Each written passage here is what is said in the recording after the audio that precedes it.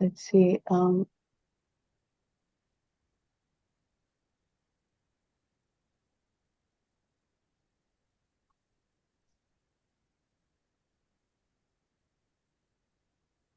Mercy, can you pin my navigation through this conference? I'm going to pass it over to my two co-hosts, and then we will get started. Elia, would you like to get us started off your introduction quickly? Yeah, thank you, Daly, and congratulations. That's beautiful news. My name is Elia Dominguez, and I am the program director of our Sana Sana program at Instituto Familiar de la Raza. And it is a program that focuses on mental health consultation for kiddos 0 to middle school.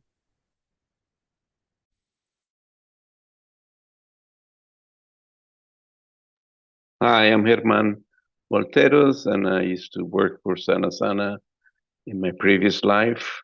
Now I'm in a new phase of life, so I collaborate all over the place, which is quite a joy, and I'm happy to be here today. Thank you.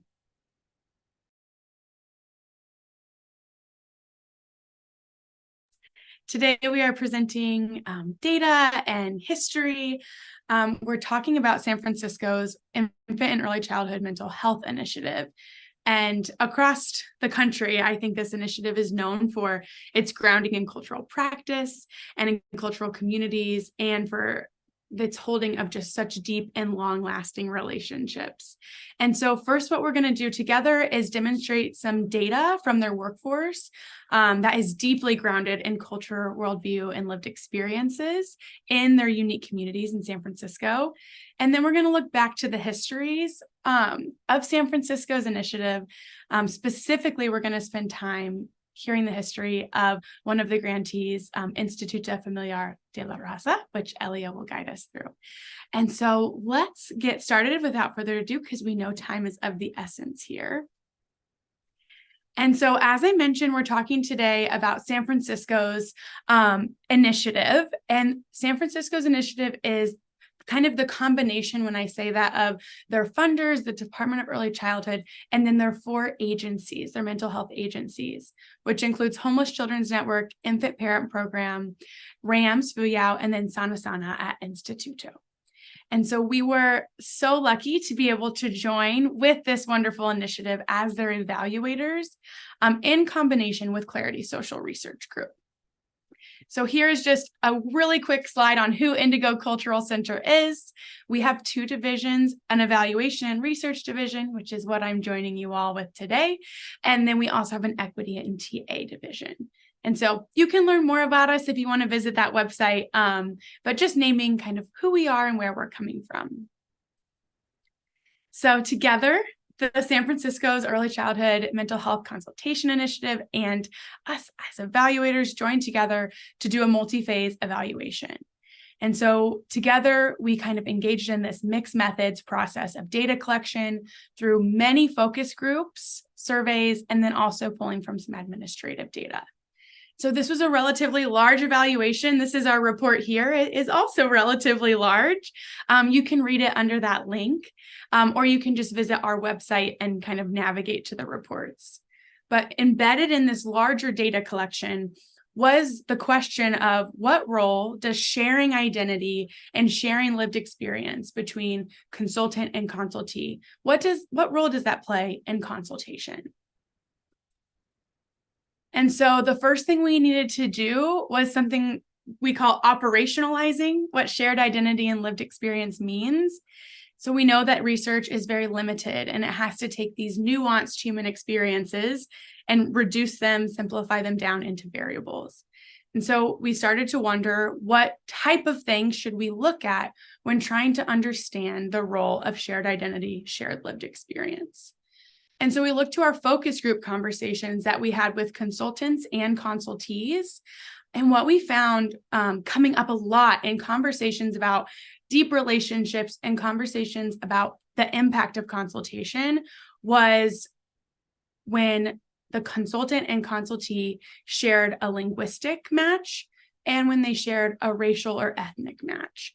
And so kind of embedded in these conversations were that when I share a language match or when I share a racial or ethnic match with my consultant, I'm more easily able to establish trust. I can lean into difficult conversations then. In addition, we know because San Francisco is so deeply connected to their communities, we heard stories that when I shared that match, I could start to counter the unique stereotypes and stigmas that exist for me. Or we can start to think about other systemic inequities or experiences of trauma. And so we took that information and looked at, okay, let's see what linguistic match and racial match might mean. Well, amazingly, we found that for data that was available with our participants, which was about 56 individuals, 100% of them, 100%, I want to just take a moment, shared a linguistic match with their consultant. This is incredible. We had over 6 languages present in our participants, and the initiatives in San Francisco had matched up a consultant who spoke that language. So we had 100% match. It's wonderful when we think about consultation. 100% is not so wonderful when we think about statistics because there's no variability. So we weren't able to explore kind of differences with linguistic match. But when we looked to racial match, we did see a bit of variability. We saw that 70% of those 56 individuals had a racial match, whereas 32% did not. And I want to be really specific here. We're using racial match because we weren't able to really dive into the nuances that exist with ethnic match specifically for our Asian participants. And so we are unfortunately limited to just racial match here. And so we started looking at differences. What might be the difference of sharing a racial match or not sharing a racial match with your consultant? And so the first thing we looked at was consultative alliance, that consultation relationship. So using the scale, the consultative alliance scale created by Annie Davis, Sandra, and Deborah Perry, we found significant differences. For consultants and consultees who shared an ethnic racial match, they actually had a stronger relationship, a stronger alliance. And so that's that dark orange bar here. So match will consistently be this dark orange bar. Then we wanted to go a little further. What other differences might arise? So the next screen, oh, sorry, I have a quote. I love to share the actual voices of participants. Our one participant said, our consultant has a good chemistry with our parents because they share the same ethnic background. They understand what Chinese culture is about, and it's easier for the parents to communicate with them. And so just kind of capturing the ways in which that relationship really buds when there is an ethnic racial match. So as I said, there's a lot of text on this screen. We looked across all of these domains for helpfulness. We asked consultees, how helpful was your consultant across all of these different domains? These domains came from focus groups, and they also came from previous survey materials that the San Francisco Initiative had.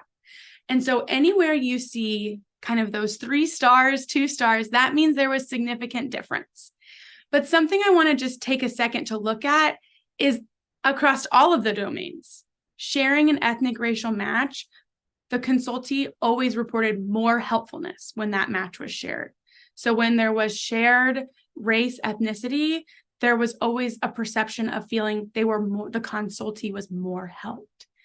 And so if we just take a peek at one of these findings, resources for family, which is at the bottom left, we can see that on average, consultees who shared an ethnic racial match reported 4.36 out of 5. So they strongly agreed that their consultant was helpful in providing resources for families, whereas we only see 0.3 as a mean for consultees who did not share a match. And so that's about the neutral category.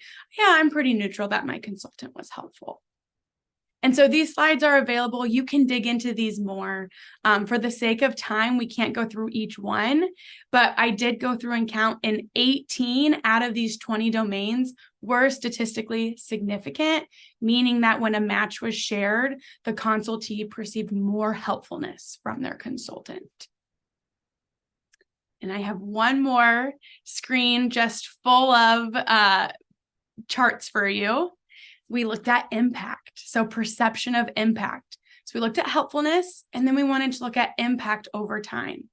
And again, we can see that when there was a match shared, a racial match shared, that consultees were consistently reporting that impact over time of consultation was higher than when no match was shared. Now we see less statistical significance here on impact, only these 1, 2, 3, 4, 5 down here at the right bottom corner. And that included improved communication skills, decreases in frequency or duration of challenging behavior, increased conflict resolution skills, and improved ability to handle transitions and positive social interactions. And so what that means is across those domains, when a racial match was shared, consultees perceived more impact in those areas over time when compared to consultation relationships that did not share an ethnic racial match. And so ultimately what we learned from this data is that it's just incredible the amount of linguistic and racial match the San Francisco Initiative commits to providing adults who care for children across the city. And then also we're starting to be able to demonstrate the important impacts that has on the consultation relationship. I want to just center us back quickly. We looked at linguistic match, we looked at ethnic racial match, but those are just two very small parts of an aligned lived experience, the sharing of power, etc., which we'll get into later in this presentation. And so that was what the initiative looks like today, but we want to acknowledge the Sankofa effect, or returning to our roots in order to know where we're going. And so the actual translated meaning of Sankofa means to go back and get it. So return to our roots in order to know where we're going. If you forget it, you go back and get it. And so now we want to look at the history of San Francisco's early childhood mental health consultation initiative, specifically through the lens of Instituto Familiar. So Elia, I'd love to share it over to you. Thank you. No, thank you, Daly. Thank you so much. When I think of Sankofa Effect, it's a way to remember past and really honor ancestors is how the lens I hold with it, basically. And when we're thinking about this presentation, about the flow and how we wanted to present, we agreed, yes, begin with the data. We really wanted to share how recipients of consultation and mental health consultants, what they're saying about consultation today, because we kind of wanted to mirror that Sankofa effect in our presentation by first talking about the work today, and now just taking that step back about mental health consultation and what it's been, right? Because it has a very long history in San Francisco, very, very long. And I myself have been a mental health consultant at Instituto Familiar de Raza, which I will now refer to as IFR, because I have to cut my presentation short. I've been a consultant at IFR for many, many years. I really can't talk about IFR without sharing how it was founded in the 70s. In fact, this picture here on this slide is Mission Street in the 70s. It's what it is. And in our office today is maybe about 3 to 4 blocks away from this spot here where this photo is taken, basically. So I'll be brief with the history. So in the 70s, our founding members of IFR started out by, filing a civil rights grievance against San Francisco's community mental health services, against the State Department of Health and the State Department of Mental Health. And the grievance stated that they were not in compliance with the Federal Community Mental Health Act because services were not culturally accessible. Latinos in San Francisco were being denied treatment, effective treatment, okay? Not treatment, but effective treatment. Providers pretty much ignored all things connected to the cultural backgrounds of people, cultural symbols, cultural rituals, cultural rights, all things that we know are powerful contributors to healing. And of course, there was even less conversation or consideration to factors such as racism and discrimination or oppression and their impact on mental health back then. So something really needed to change. And thankfully it did. Thankfully it did. These founding members, these founders of Instituto created this beautiful, responsive community organization. And that's been created and continues to grow. And there's so many more details that I can go into, but in the interest of time, I can't. For now, I just want to say that I really want to appreciate that we've been working together in community for 45 years. And I'll quote our previous director who says, you know, she wanted IFR to dare to be 100. So the history of early childhood mental health consultation in San Francisco is a long one, and it is the work of many, many people and organizations.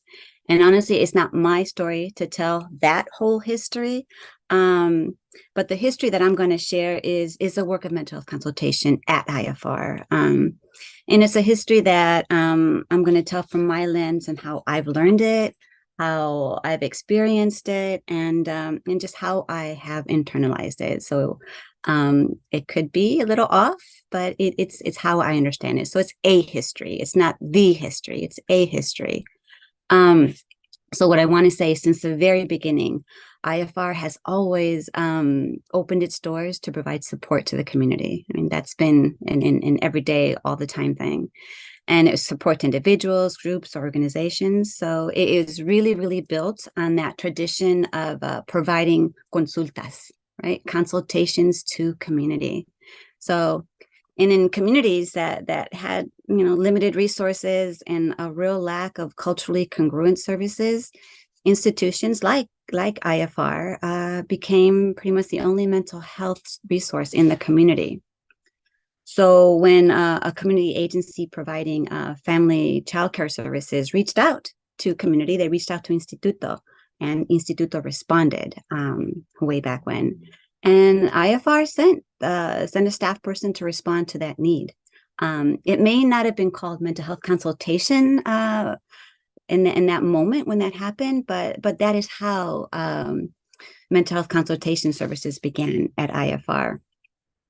And I just have to add, and that those consultants, those recipients of consultation, those family child care educators who received consultation in the beginning, continue to be connected to IFR. So it really speaks to, this is truly, truly relationship-based work.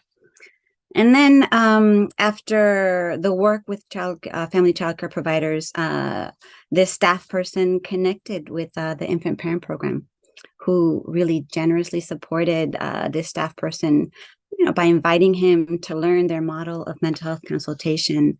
And I want to say this person was there for about 5 years, and you know, really was grounded in the learning. And then he brought that model to IFR and really included a broader social cultural dimension to the work, so that it was reflective of the population that are in our settings, basically. And then IFR, I guess you can say officially, but on paper, maybe, I don't know, launched their consultation program. And then a little bit later, the model was expanded into elementary schools, basically, and that's when I entered into the picture. So mental health consultation at IFR was built on that existing tradition of responding to social conditions and community needs. That is at its foundation. And consultation has been nurtured by our cultural worldviews, which we call our pilares, which I'll go into in our next slide, and how they inform mental health consultation.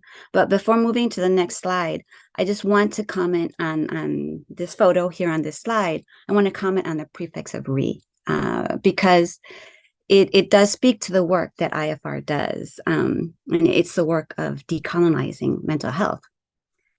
So "re" is a prefix meaning to return or to go back. So when we remember the many medicines, when we reconnect to our ancestral knowledge, when we reclaim that which was perhaps not taught in our, spaces of learning, our learning institutions, the end result is that process of decolonizing mental health, returning and going back moves this process. Next slide, please. Thanks, Daly. So the guiding principles, los pilares, this is what guides IFR's approach to healing and wellness. En la Quech, tú eres mi otro yo, or we are one, is an indigenous teaching of the Americas that speaks to the profound connection and interdependence that we have to each other and all that is natural around us, right? It holds that health is a community responsibility, in our actions and inactions affect well-being, right? All our well-being. So mental health consultation values relationships. Relationships are nurtured, right? Being reflected and seen really, really matters. In La Quech, we are one creates this sense of belonging. It restores safety. It builds community. It does all that, right? And so that's part of consultation. Our second pilar, la cultura cura, or cultural heals, is grounded in that understanding that culture is a filter through which health and illness is defined and experienced. So within all cultures, there's these resources, these inherent resources, the coping skills, healing practices, teachings, traditions that are all essential in order to live and lead a balanced life, right? So IFR has integrated these culturally based approaches that promote health and healing, community building in all of its interventions, right? And in mental health consultation, they value how culture shapes development and identity, as well as valuing community attachment. So la cultura cura, what it does, it strengthens protective factors and a sense of belonging. It allows people to feel valued and seen. It builds community. So again, those are the essence of consultation. And then here, our third pilar, si se puede, yes we can, is an expression of personal and collective struggle for social justice. It represents the personal and collective ability for self-determination, for empowerment, but above all, for dignity and respect. It really acknowledges community well-being as inherently political, and it does require skill, resiliency, and the power for people to promote community-based solutions that facilitate well-being, community well-being. So si se puede, it just fosters an understanding of that our participation in the transformation of the root causes of harm within institutions is doable, right? And just saying that out loud right now, it's definitely a big piece of how IFR got started. Something wasn't working and they're like, well, we're not going to have this. And change occurred, right? Something came out of that. So in this si se puede, yes, we can, that's in mental health consultation, is that lens or that value of holding hope, of self-determination, right? Si se puede instills hope. It enhances that sense of agency. It restores safety. It really increases coping skills. So these pilares, these worldviews are reflected in the work of mental health consultation at IFR, right? And without directly listing, I feel, or naming or connecting the key elements of the consultative stance in my time today, because it's this short, I am connecting to the consultative stance in the little bit that I've shared. And our work is guided by these pilares. and they include elements and practices associated with the consultative stance. So on an ongoing process in which we are an ongoing process in which we constantly reflect and incorporate the responses of caregivers to inform the development of their practice, and that enhances their future work and relationship with others. That's consultation. So our pilares, I feel, are woven into the key elements of the consultative stance.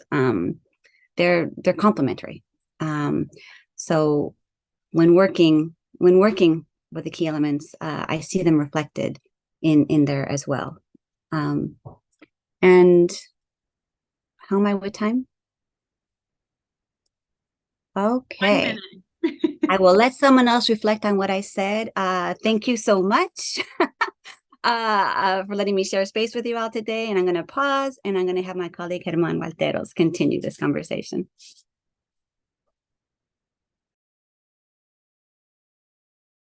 Okay, for the sake of time, because we want to make room for reflective space towards the end. So I'm going to try to do this in 5 minutes or less.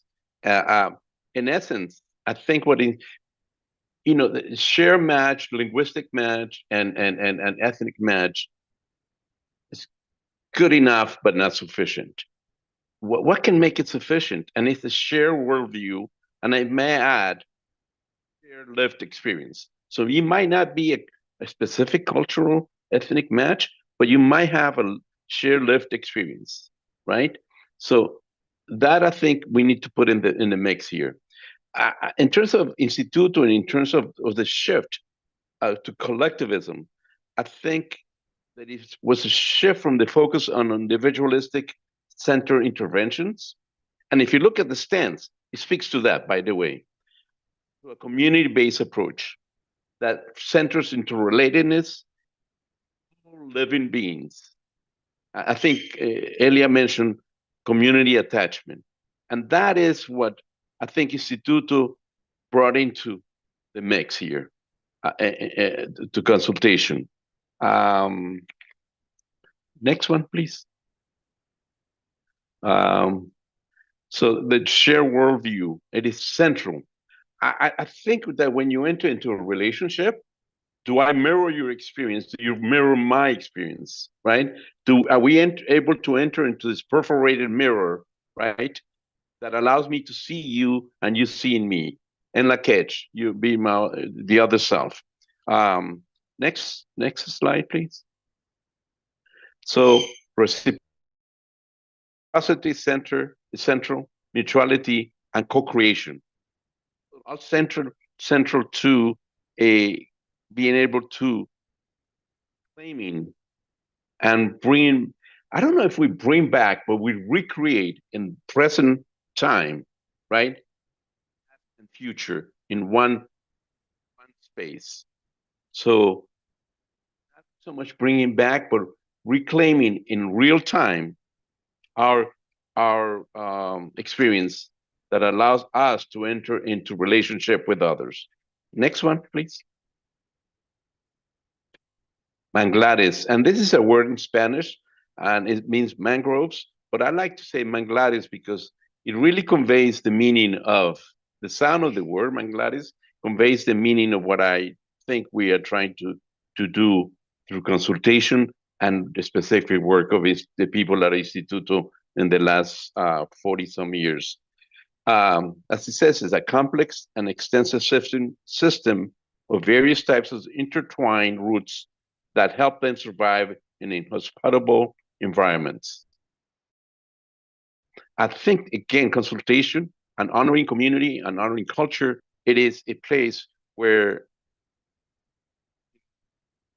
bring back, but recreate a new narrative that we need.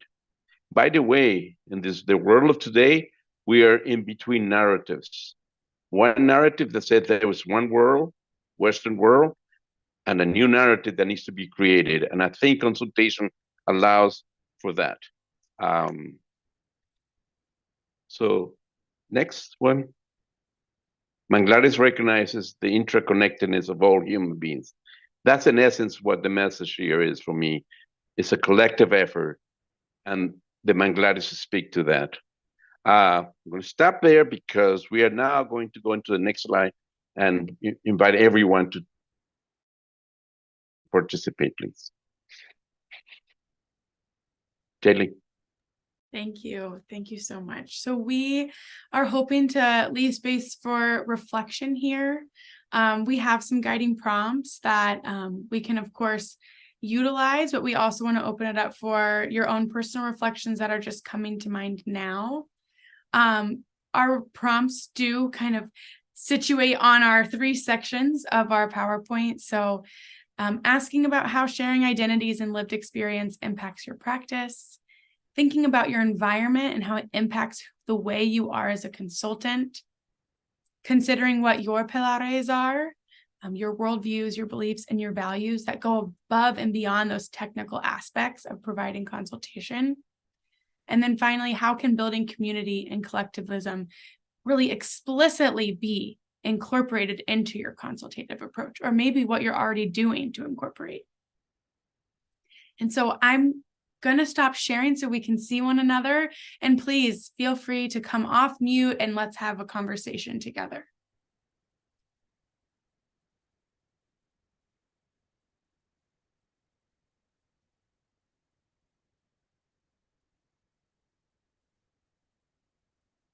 And I will paste those into the chat so folks can see them.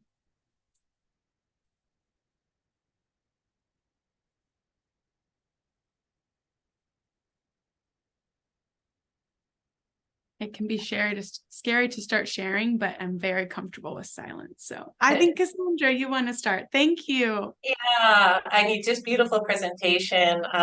Thank you guys so much, Indigo, for capturing such a history in San Francisco. Long history so beautifully. And then to my colegas, Germán and Elia, thank you for capturing so many of our values. I was just so touched to hear the ways in which our work has been framed. What I wanted to add in is authenticity. Is concept of the authenticity, which I think is so underlies so much of what has been spoken to. And I'm curious, how do we hold as mental health professionals our own personal individual sense of authenticity? How does that show up? And how does that also support the really fostering the consultative alliance when one can lean in with authenticity? And so I'll just share, I was just doing training for the city this week, and I had a young Latina where we were talking about the consultative stance. And I was really encouraging them to find their own authentic voice and what that looked like and how they bridge and build these relationships, and to be mindful that they've been trained a particular way, how they're supposed to talk, and can they really go back to just their normal, true values and then within themselves and speak like within community, and that is the way to be authentic. And this young woman, when I reflected at the end of the training, kind of, what are you taking away? She said, oh my God, I'm so relieved to hear that, because I've been feeling we're so really, these professionals and have this language and this jargon, and I've been just noticing I alienate people. And so you've just given me permission, in essence, I'm just paraphrasing for her, to really show up in a different way. So I just wanted to share that, because I think that's sometimes not always named. And I think it is really integrated with so many of the concepts that we're talking about today.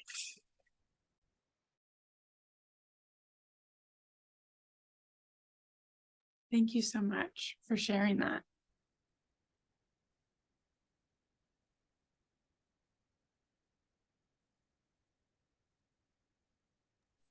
I just have to reflect briefly on that, Cassandra. Thank you. Authenticity. It's just that the practice of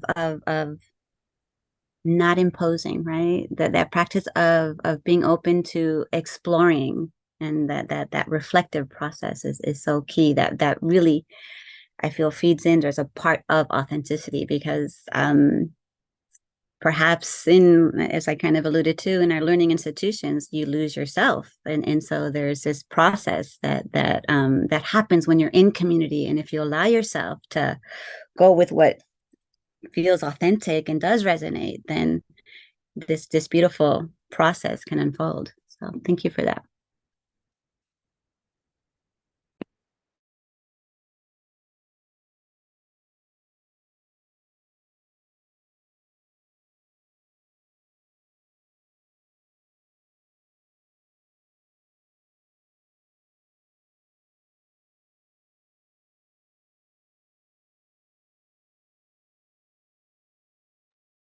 I just wanted to say something about authenticity. I think that people at the margins, people of color, are denied that opportunity to be authentic, because there's a central worldview that says it's one world and it's this Western European worldview. And how do we, the people at the margins, go about that? And Instituto, and there were other agencies in San Francisco that done this work, but I just want to highlight Instituto, obviously, and the work within it is that it questioned that one worldview. And it said that it no longer accepted the imposition, right? So in order to be authentic, you need to recognize my voice, right? And my voice is not going to sound like yours. So it is central. I thought of, those people of color here in the panel and in the participating here, is how many times do we get into a space where it's like, oh my God, I need to explain myself all over again.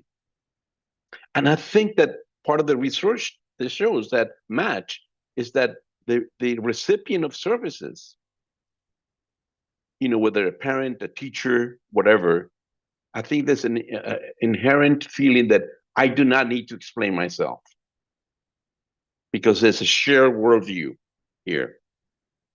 And it speaks to the inner case. You're my other self. Being authentic, thank you, Cassandra, for bringing it up. It needs to be highlighted over and over. And the impediments to being authentic.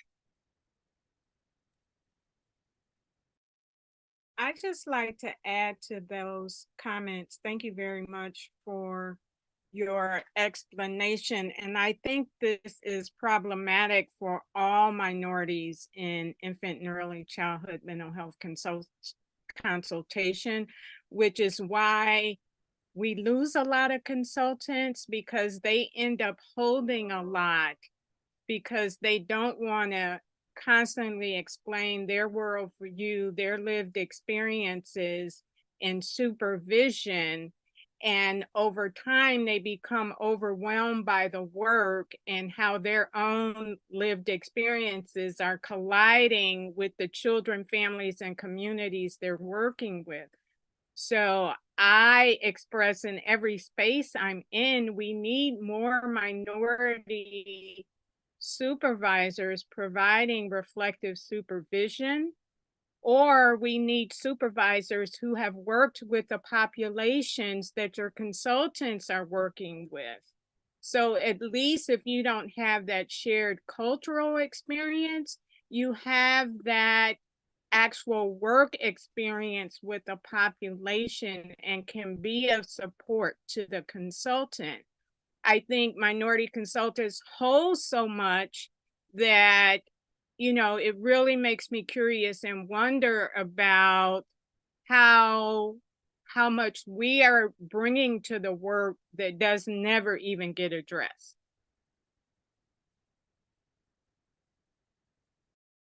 Yeah, I'd love to jump in. Hi, Karen. Thank you for your for your responses, your reflection on this. This is, what you're saying absolutely mirrors a lot of what we discovered in the study that we did on reflective supervision, and we elevated